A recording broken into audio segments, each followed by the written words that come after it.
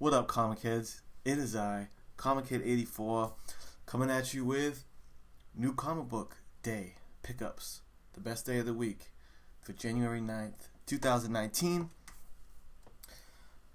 I got a nice little stack of books that I grabbed from the old LCS this week.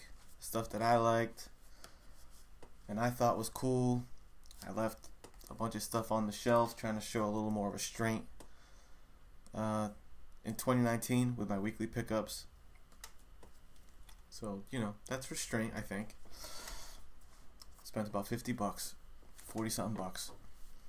And yeah, we're going to get to it. I'm going to chat about some of these books, let you know what I liked, point out some cool things for you, and a new feature in the Comic Book Day videos from your boy Comic Head is I will now be picking the read of the week and my cover of the week.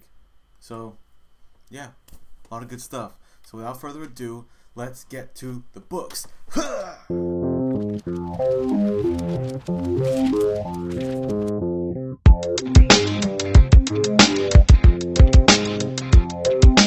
Okay, first up, I'm going to start with my Image comic pickups.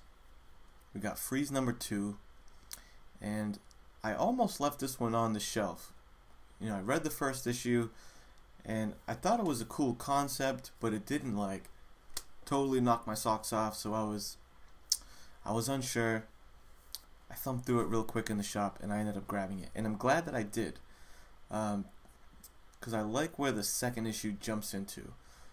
If you read the first book, issue number 1, and you weren't sure about grabbing number 2, I would, because what they did that I liked is from where the issue number 1 ends, that last page ends, which is pretty much right at the point where they established this whole freeze world concept and the one guy that can unfreeze them, right? That's the premise.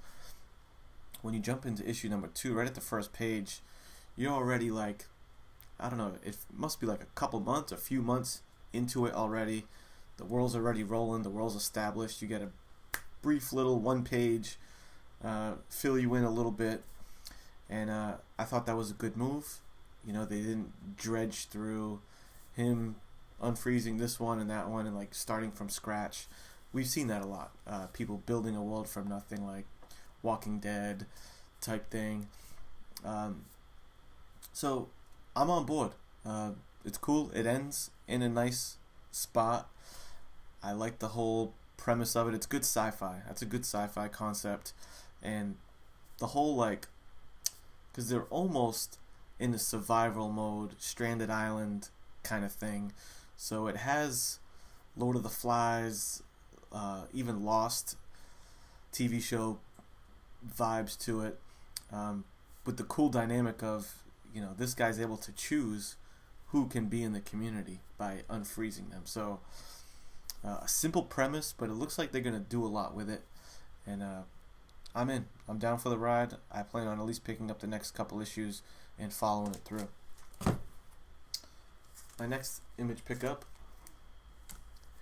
was Bitterroot, number 3. It was a decent issue. I kind of wanted to like this book because I did enjoy the first issue. I like the art style inside. I feel like the premise is cool. But, this issue didn't do a ton for me. Not a lot happened. What I was kind of afraid of is I feel like this book has the potential to get a little political, and it's kind of getting into that a little bit more. So we'll see. I'm not sure if I'm going to continue to pick up Bitterroot, but I did enjoy the first couple issues, and I'm glad I at least got to see what it was about. Not a bad run by any means, but again, 2019, I'm tightening the belt to just buying stuff that I like. And maybe I'll catch this one later on down the road digitally on Hoopla for free. If you don't know, find out. Next up is Prodigy. Prodigy issue number 2. I love this variant cover. This variant cover was awesome. I just really love that design. I like the issue. I like the issue quite a bit. I feel like it's a cool story, cool premise. I like the character. He's, if I was to critique it a little bit, the quick things I would point out is like, he's pretty OP, and no real spoilers here, but for an example of his OP-ness, let's just disregard that I said OP-ness, and use a different word. He's very overpowered. He's very overpowered, and like he's just good at everything. So he's sitting and having a brief conversation with this chick that he's having a meeting with, and she asks, "Should I give you some kind of formal ID so you can, check me out?" And he's like, "No, don't worry about it, because just based on our conversation here just now, he was able to deduce the following things off of just body language and looking at her." He deduced, like he said, he deduced from her speech pattern, clothing, body language, posture, that she's 32 years old, she lost her father as a child, entered the services on her mother's recommendations, and the bruises on her thumbs suggest a large collection of vinyl records. You're also an expert pilot, accomplished sniper, and enjoy master-level training in at least 3 martial arts, plus a doctorate in medieval history. Now, he found that out by body language and speech patterns? That was like a little crazy.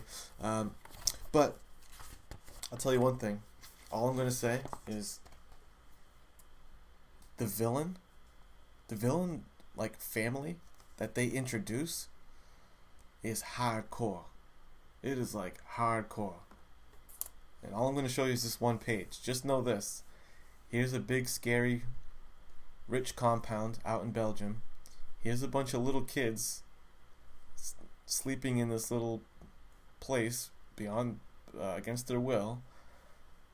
And there's like this cult Satanism thing, and some gnarly shit goes down.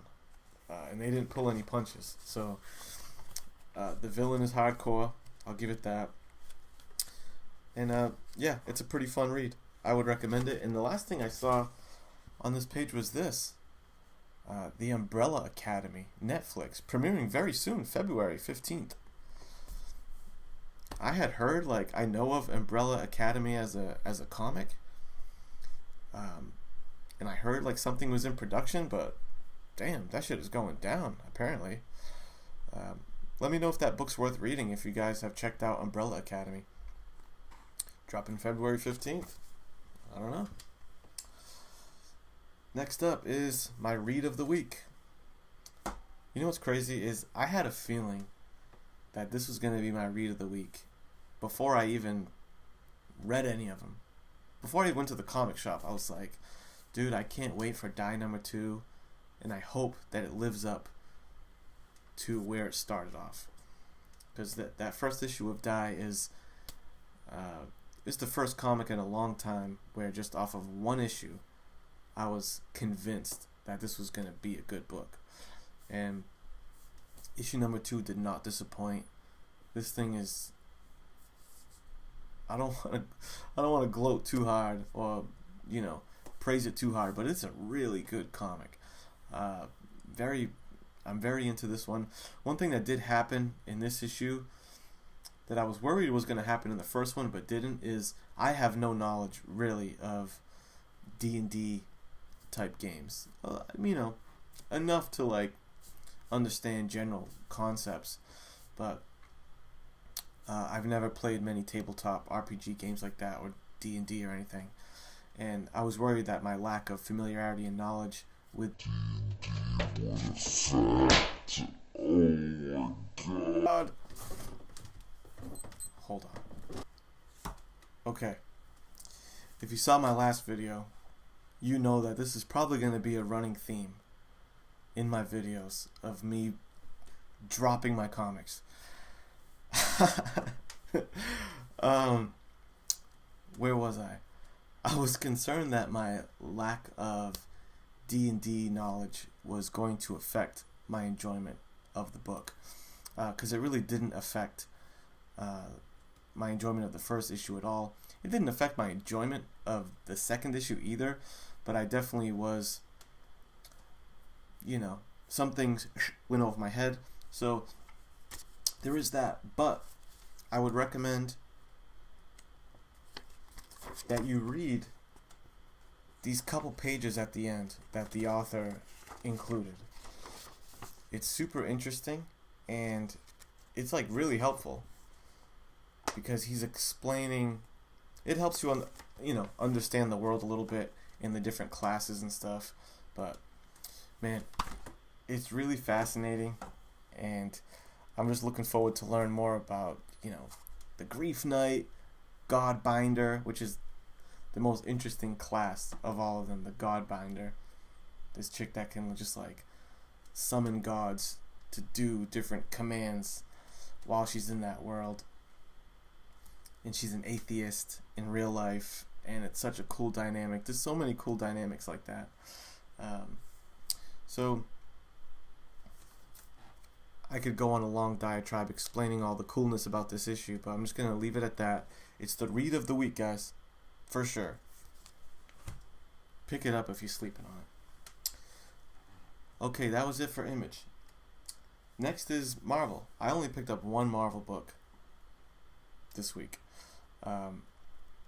Black Order #3. I'm digging the Black Order.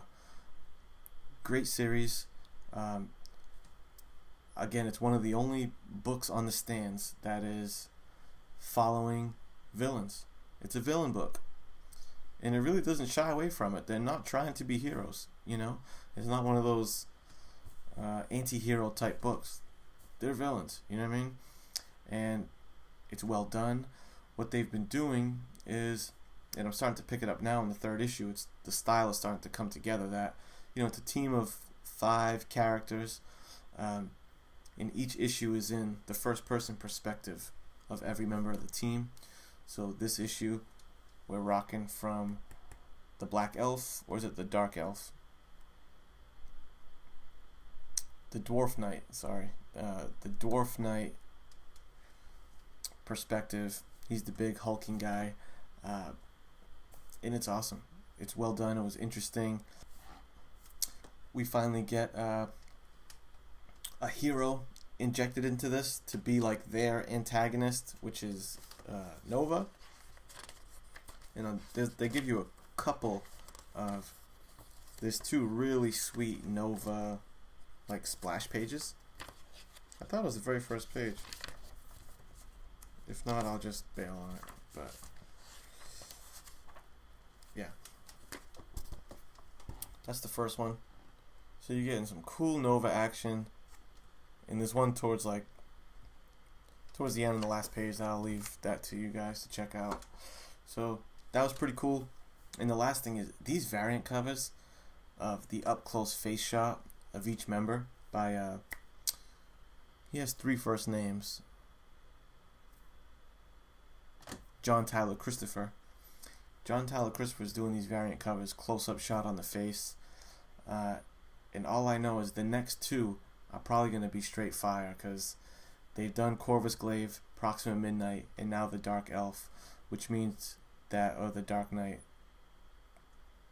Dwarf Knight, Dwarf Knight, which means there's only 2 characters left, and they're the sickest looking characters on the team, Ebony Maw and the Black Swan. So I can't wait to get an Ebony Maw edition of this cover. Next, DC.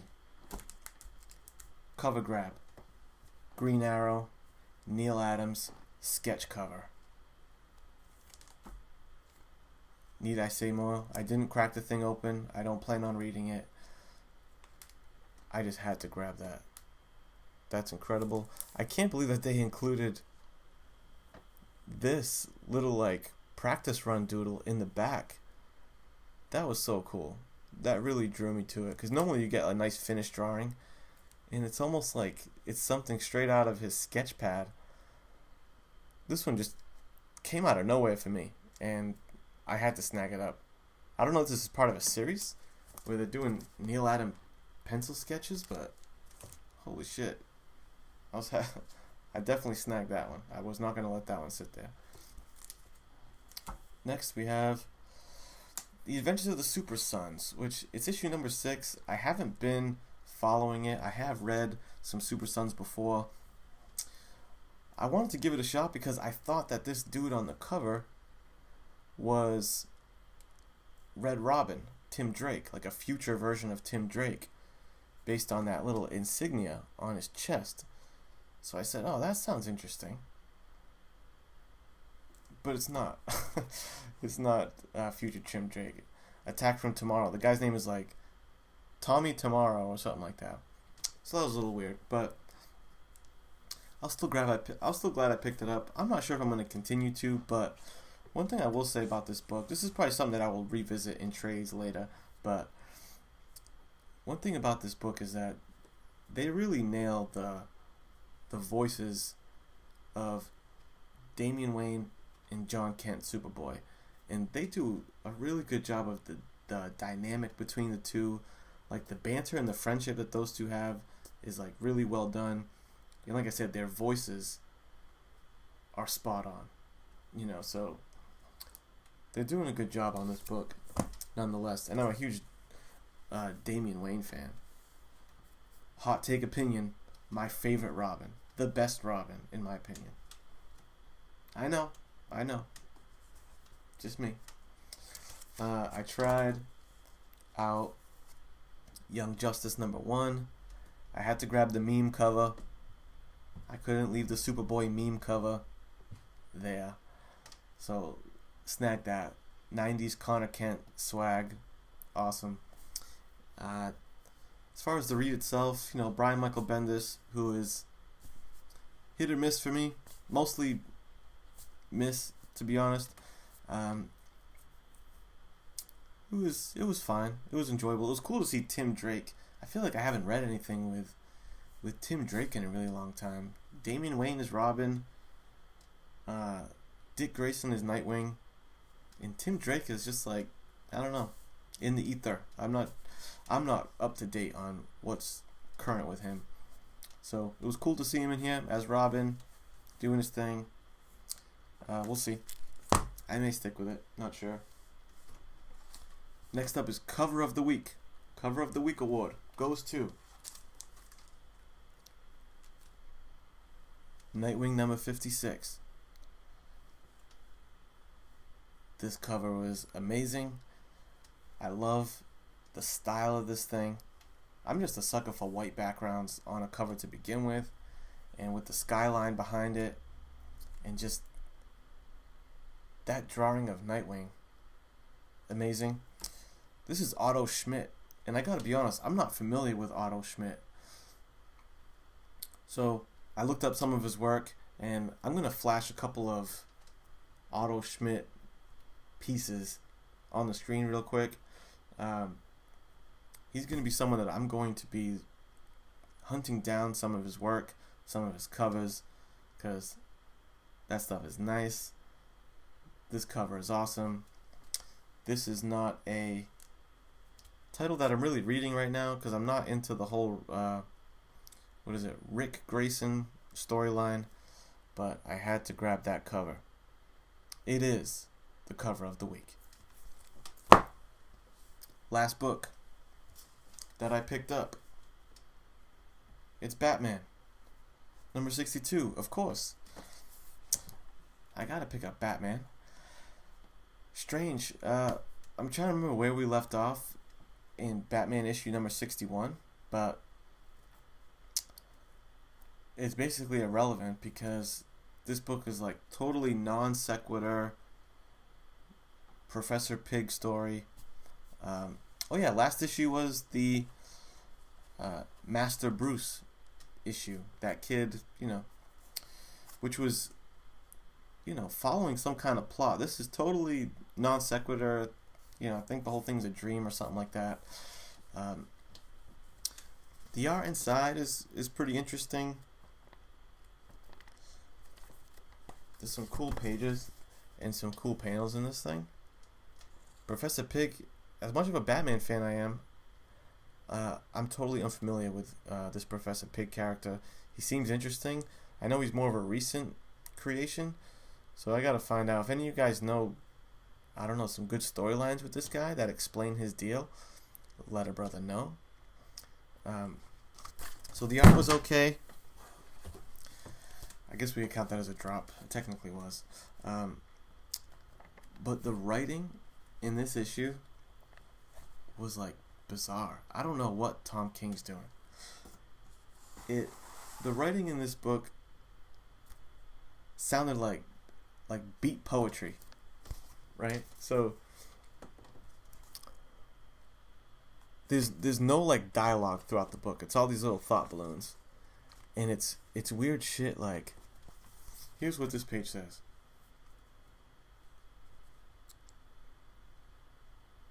No one is safe. Your children aren't safe. They're dying. You love them. You created them. They're not safe. And her. You asked her. She said yes. You went to the rooftop. Reassess. Evaluate. I'm lost. Oh dear God. I'm on my knees. And I'm lost. Groovy, baby, groovy. That's exactly the order of what that says, with little pauses in between each one. So, I don't know. Batman was spitting some beat poetry in this issue, and it was kind of odd. So, I guess I'm just waiting for the next one, waiting for the next issue, because I'm gonna stay on the Batman train. That's it, guys. Thanks for stopping by. I'll catch you next time. I'll catch you sometime soon. And, subscribe or something like that. Peace.